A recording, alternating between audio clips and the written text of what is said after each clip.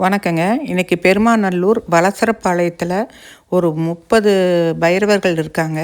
அதை வந்து பார்த்திங்கன்னா இலக்கியாவும் சரிதாவும் தான் மெயின்டைன் பண்ணிட்டு வந்துட்டுருக்காங்க. அங்கே போய் பார்க்கும்போது அங்கெல்லாம் வந்து கேன்சர் வந்து காலில் அடிபட்டு கையில் அடிபட்டு ஆக்சிடெண்ட்டு காக்கா வலுப்பு இந்த மாதிரி வந்து நிறைய பைரவர்கள் அங்கே இருக்காங்க. இன்றைக்கி வந்து அமாவாசை முன்னிட்டு அவங்களுக்கு வந்து பைரவர்களுக்கு கொடுத்தா நல்லதுன்னு இன்றைக்கி அங்கே போய் நான் பார்க்கும்போது குட்டீஸ் நிறைய இருந்தாங்க. என்ன சொல்கிறதுனே தெரியல. நானே மெய்மறந்து அங்கே அவங்கள ரசிச்சுக்கிட்டு இருந்தேன்.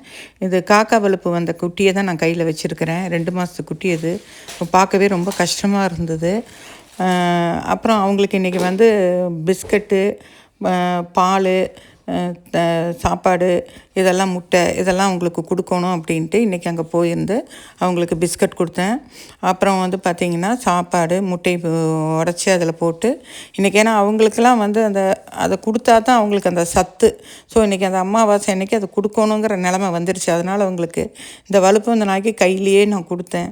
அவங்களுக்கு சாப்பாடெல்லாம் போட்டு அவங்களாம் சாப்பிட்டது இன்றைக்கி மன நிறைவாக இருந்தது எனக்கு பார்க்கும்போது. ஆனால் இதெல்லாம் மெயின்டைன் பண்ணுறதுங்கிறது வந்து சாதாரண காரியம் இல்லை. இன்றைக்கி ஒரு நாள் நாங்கள் பார்த்ததே எனக்கு அவ்வளோ கஷ்டமாக இருந்தது. உண்மையிலுமே அவங்க 2 பேர்த்தையும் நான் ரொம்ப எப்படி சொல்கிறதுன்னு தெரியல, சகிப்புத்தன்மை வேணும் கண்டிப்பாக இதுக்கு. உண்மையிலுமே அவங்க 2 பேர்த்தையும் நான் மனசார வாழ்த்துறேன்.